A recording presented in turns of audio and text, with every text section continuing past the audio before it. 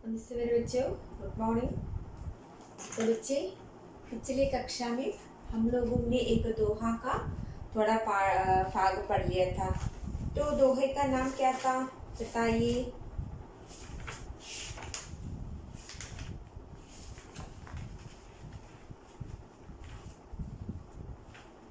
So please take your text book,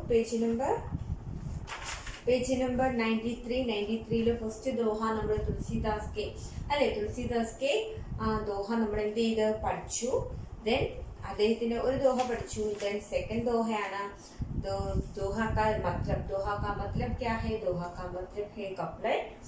तो हम लोगों ने एक दोहा पढ़ लिया था, तो अगला दोहा अभी पढ़ना बाकी है, तो इसे ध्यान से देखिए. दया धर्म का मूल है, पाप मूल अभिमान. तुलसी दया न चांडिये, जब लग खट में प्राण. എന്താണ് പറയുന്നത്? दया धर्म का मूल है, पाप मूल अभिमान. तुलसी दया न चांडिये, जब लग खट में प्राण. एक बार फिर देखिए. दया धर्म का मूल है, पाप मूल अभिमान. तुलसी दया न चांडिये, जब लग खट में प्राण. ओके, ഇപ്പൊ എന്താണ് പറയുന്നത്? दया धर्म का मूल्य है. तुलसीदास इस दोहे में कहते हैं, എന്താണ്? തുളസി എന്ത് പറയുന്നു? ദയാ ധർമ്മ കാ മൂല്യ ഹേ. ദയ മീൻസ് കൈൻഡ്നെസ് എന്ന് പറയുന്നത് എന്താണ്? ധർമ്മ കാ മീൻസ് എന്താണ്? നല്ലതിന്റെ അല്ലെങ്കിൽ സച്ചായി കാ പ്രതീക് ഹേ. ക്യാ?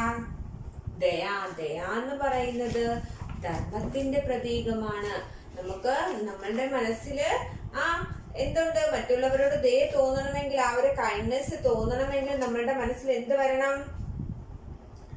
ദയ വരണം. ആ ദയ എന്ന് പറയുന്നത് ധർമ്മത്തിന്റെ പ്രതീകമാണ്.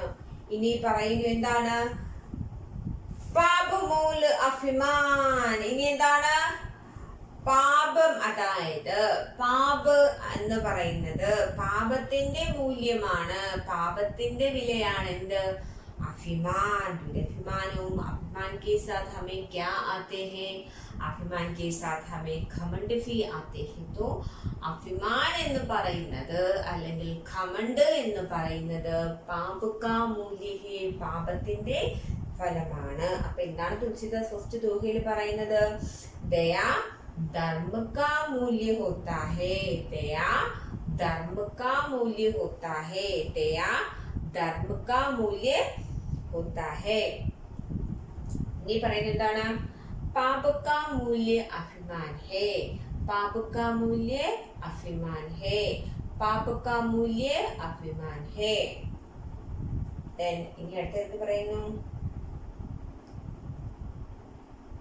तुलसी दया न चांडिये. ഇനി തുളസിദാസ് പറയുന്നു, हमें हमारे अंदर के दया को मत छोड़ो. നമ്മൾ എന്ത് ചെയ്യരുത്?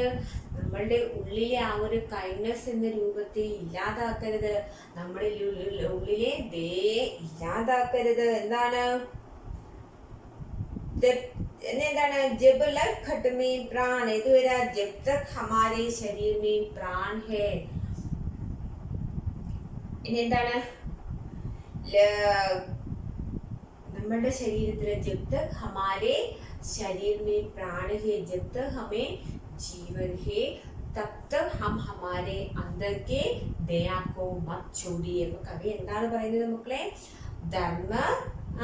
धर्म का मूल्य है दया और पाप का मूल्य है अभिमान या घमंड. जब तक हमारे शरीर में जीवन है, लेकिन जब तक हम जिंदा रहे, तब तक हमारे अंदर की दया की भावना को मत छोड़ो. അപ്പൊ എന്താണ്? ഒന്നുകൂടെ നോക്കിക്കോളൂ. दया धर्म का मूल्य है, पाप मूल्य अभिमान. तुलसी दया न चांडिये, जब लग खट में प्राण. തുളസിദാസ് कहते हैं. തുളസിദാസ് എന്ത് പറയുന്നു?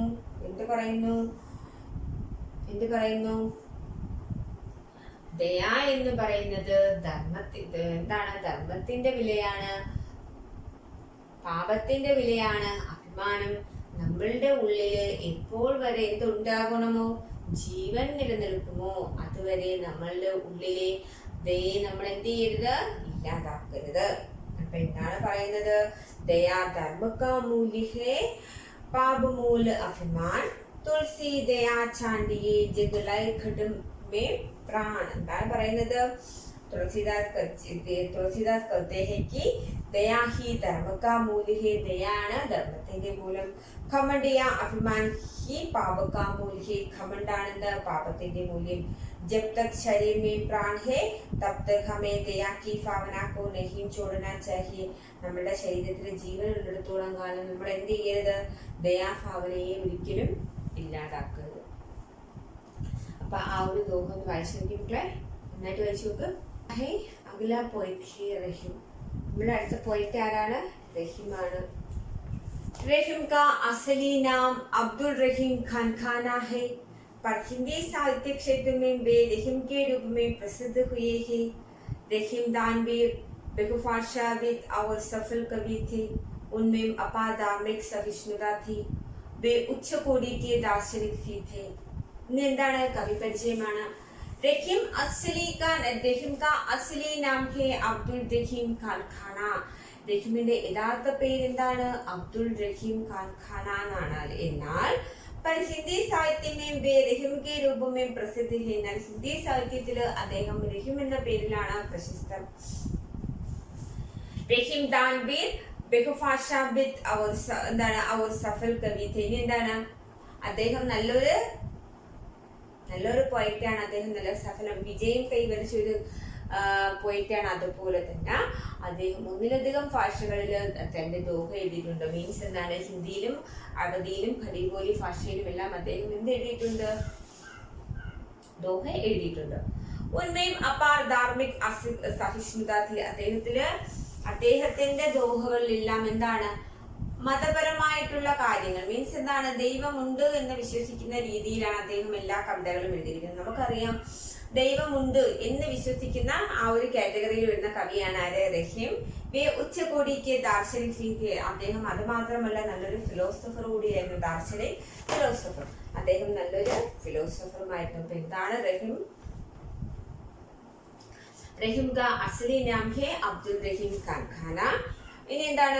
ഹിന്ദി സാഹിത്യക്ക് എന്താണ്? വേ റഹീം കെ രൂപമേ പ്രസിദ്ധി. അദ്ദേഹം ഹിന്ദി സാഹിത്യത്തിലെ റഹീം എന്ന പേരിലാണ് പ്രശസ്തൻ.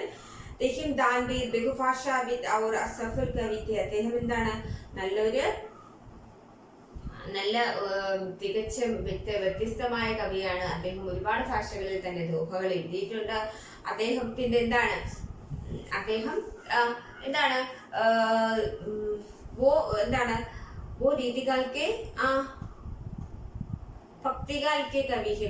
അദ്ദേഹം ഭക്തികാലത്തിലെ കവിയാണ്. इसलिए वो ईश्वर के उनको मानते हैं. അദ്ദേഹം എന്താണ്? ഈശ്വരനുണ്ട് എന്ന ചിന്തയെ വിശ്വസിക്കുന്ന ആളായതുകൊണ്ട് തന്നെ എന്താണ്? അദ്ദേഹത്തിന്റെ കവിതകളിലേക്ക് അങ്ങനെ എഴുതിയിട്ടുണ്ട്. വേ ഉച്ചകോടിക്ക് ദാർശനിക് ഫീറ്റ്. അദ്ദേഹം നല്ലൊരു എന്താണ്? ഫിലോസഫർ കൂടിയാണ്. അപ്പൊ എന്താണ് പറയുന്നത്? रहीम का असली नाम अब्दुल रहीम कारखाना है, पर हिंदी साहित्य क्षेत्र में वे रहीम के रूप में प्रसिद्ध है. रहीम दानवीर, बहुभाषाविद और सफल कवि थे.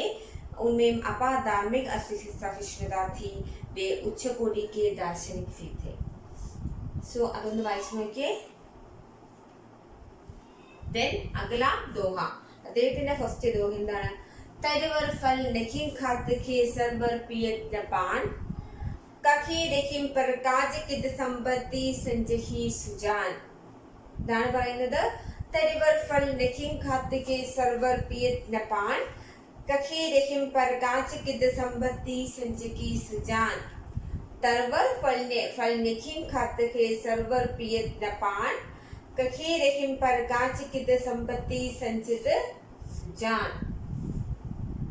इधर പറയുന്നത് रहीम कहते हैं, आप लोगों को पता है എന്താണ്?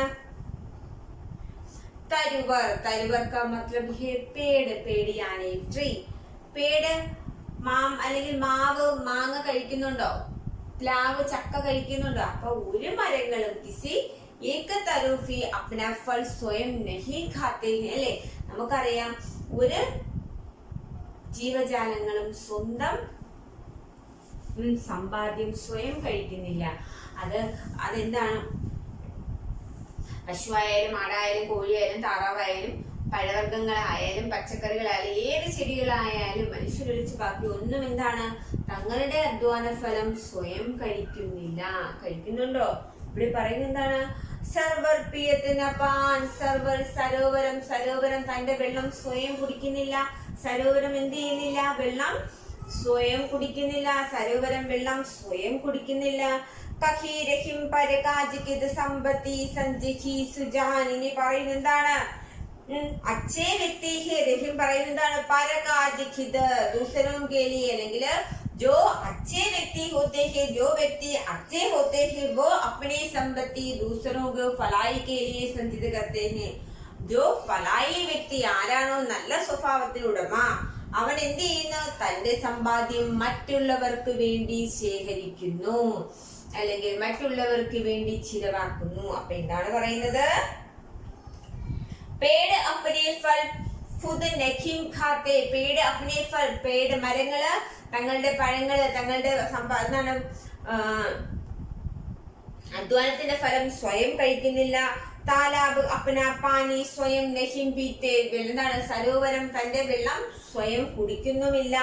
इसी तरह अच्छा व्यक्ति वह है जो दूसरों के भलाई के लिए अपनी संपत्ति संचित करता है. അതുകൊണ്ട് നല്ലൊരു മനുഷ്യൻ ഇതാണ്. ആരാണോ മറ്റുള്ളവർക്ക് വേണ്ടി തങ്ങളുടെ സമ്പാദ്യം ചിലവഴിക്കുന്നത് അതാണ് യഥാർത്ഥ മനുഷ്യൻ. അപ്പൊ എന്താണ് പറയുന്നത്? തരുവർ ഫൽ നഹീം ഖാത്തെ ഹെ സർവർ പിയത് പാൻ കഹീരഹിം പരകാജിക്കിത് സമ്പത്തി സഞ്ജതി സുജാൻ. എന്താണ് പറയുന്നത്? പേട് अपने फल स्वयं नहीं खाते हैं और सरोवर अपने पानी स्वयं नहीं पीते हैं. वैसे ही अच्छे लोग अपने कमाई दूसरों की भलाई के लिए संचित करते हैं. എങ്ങനെയാണോ മരങ്ങള് സ്വന്തം പഴം കഴിക്കാത്തതും താലാബ് കുളം സ്വന്തം വെള്ളം കുടിക്കാത്തതും അതുപോലെ നല്ല മനുഷ്യര് തങ്ങളുടെ സമ്പാദ്യം മറ്റുള്ളവർക്ക് വേണ്ടി ചിലവഴിക്കുന്നു. വായിക്കാൻ പറ്റുമല്ലോ. അപ്പൊ ഇത് 2 ദോഹ പഠിച്ചു. ആ 2 ദോഹയും അതിന്റെ ഭാവാർത്ഥം അതിൽ തന്നെ ഉണ്ട്. 2 ദോഹയും അതിന്റെ ഭാവാർത്ഥവും നന്നായിട്ട് ബുക്കിൽ എഴുതുക. നന്നായിട്ട് എഴുതി പഠിക്കുക. 3 തവണ എഴുതി പഠിച്ച് ടീച്ചറിന് അയച്ചു തരിക. കഴിഞ്ഞ തവണത്തെ ഹോംവർക്ക് എഴുതി അയക്കണം. ആദ്യത്തെ ദോഹയിലെയും ഭാവാർത്ഥവും ടീച്ചറിന് എഴുതി അയക്കുക. നന്നായിട്ട് പഠിക്കുക. ടീച്ചർ ഇപ്പൊ ഗ്രാമർ ക്ലാസ് എടുക്കാത്തത് ടീച്ചറിന് ഗൂഗിൾ മീറ്റും നെറ്റ്വർക്ക് ഇഷ്യൂ ഉള്ളത് കൊണ്ടാണ്. സോ अच्छे से देखो, अच्छे से अपने पढ़ाई पूरी करो. Stay home. धन्यवाद.